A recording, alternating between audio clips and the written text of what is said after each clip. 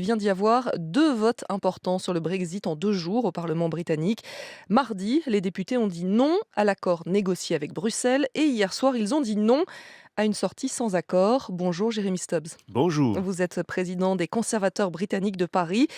Les députés ont donc refusé à la fois le deal et le no deal. Vous voulez quoi exactement?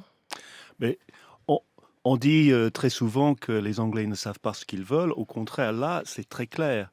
On peut vouloir un deal, mais pas celui-là, sous la forme qu'il a en ce moment. Sauf que l'Europe dit qu'il n'y en aura pas d'autres. Oui, ce qui pourrait être interprété comme de l'intransigeance. Et il est vrai que quand on regarde la séquence des événements, lundi soir, on a eu cette intervention de la 11e heure de la part de l'Europe, mais littéralement de la 11e heure. Ils ont dû savoir, après toutes les négociations précédentes, que ce ne serait pas assez pour changer le vote mardi. Donc, les Européens, en ce moment, ils disent la balle est dans le camp des Anglais, mais en fait, ce n'est pas le cas. La balle est là entre nous deux Mhm. et il faut trouver un accord ensemble. Vous, C'est par- le refus de l'ensemble qui est le problème ici. Vous parlez d'intransigeance, il y a quand même eu 2 ans de négociations. Oui, et c'est à la perte de ces 2 ans que de finir comme ça. Qu'est-ce qui va se passer maintenant? Il y a encore un vote prévu aujourd'hui, hein. Et il y a encore un vote prévu aujourd'hui. Il faut voir qu'hier, il y a eu plusieurs votes. Et le sans-accord a été non seulement rejeté, mais en principe rejeté pour toujours, ce qui est un message encore plus fort. Ça veut dire que les gens veulent un accord. Aujourd'hui, on va voter sur la demande de report de la date de sortie. Le 29 mars, normalement. Pour le moment, c'est le 29 Dans mars. 15 jours. C'est trop proche, c'est ça? C'est très proche et évidemment, nous savons que les conséquences d'une sortie sans accord, non seulement pour les Britanniques, mais pour les Européens, pour les Français, seraient, disons, extrêmement difficiles.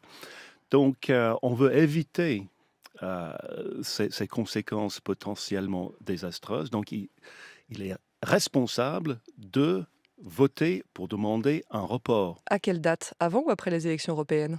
Parce qu'il y a ça aussi comme échéance importante, hein. Bien sûr. Fin mai, il y a des élections en Europe. Bien sûr. En fait, dans un premier temps, théoriquement, la demande, c'est mai, juin, quelque chose comme ça, avant l'été. En même temps, si, par exemple, on veut un nouveau référendum, et il se peut que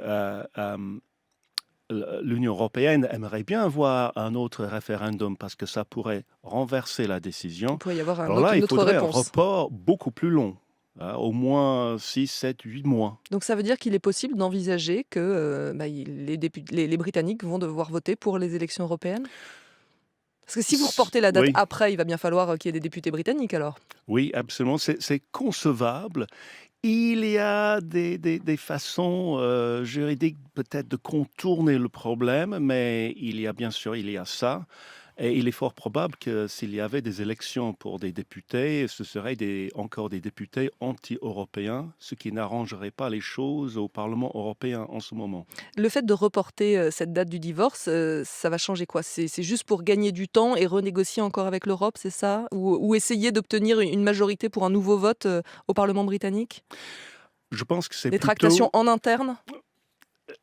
la seule porte de sortie, en fait, c'est quand même de modifier les codicies à cet accord. Parce que on a vu que le Parlement a rejeté 2 fois cet accord. On parle de la possibilité de représenter cet accord une 3e fois la semaine prochaine, lundi, avant le Conseil européen. Ça semble inouï, mais tout arrive en ce moment. Jérémy Stubbs, je rappelle que vous êtes l'un des représentants du Parti conservateur en France. Vous pensez toujours que c'est une bonne idée d'organiser un référendum sur un sujet aussi complexe? Vous vous dites pas que vous avez fait la plus grosse bêtise de votre vie?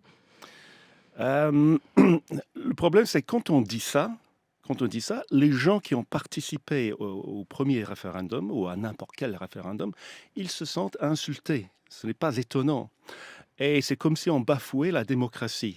Alors vous avez vu, Mais en France. certains disent aussi qu'ils ont changé d'avis depuis et qu'ils n'étaient pas suffisamment informés, qu'ils se sont trompés et qu'ils regrettent leur vote. Oui, on a répété ça et bien sûr, c'est une possibilité à concevoir. Le problème, c'est que si on devait changer de direction, il faudrait un changement, mais vraiment important dans l'opinion publique et pas seulement quelques fluctuations. Après tout, si on va mettre en opposition un sondage et un référendum, il faut que le sondage soit très, très clair. Ils sont où les grands promoteurs de ce divorce? Les gens comme David Cameron, Boris Johnson. On a l'impression, passez-moi l'expression, hein, mais qu'ils vous ont refilé la patate chaude et on les entend plus maintenant. Je pense que dans le cas de David Cameron, on ne veut plus l'entendre parce que, à tort ou à raison, il s'est discrédité.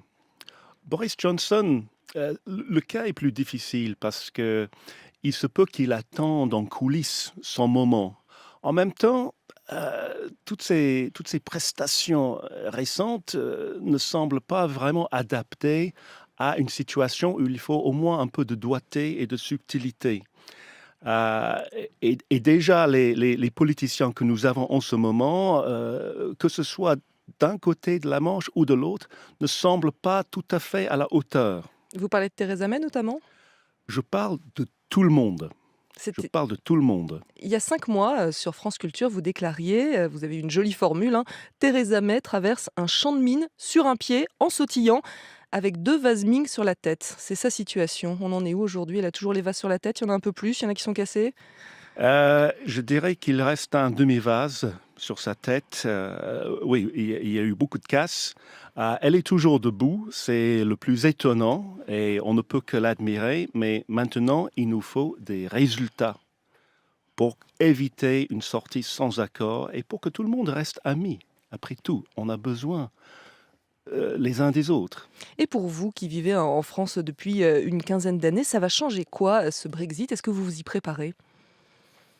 Non, personnellement, je ne veux pas faire le saint ou le sage, mais je ne pense pas à moi-même. Je pense, surtout au pays et quand je dis au pays, je veux dire aux 2 pays, à la France et à l'Angleterre.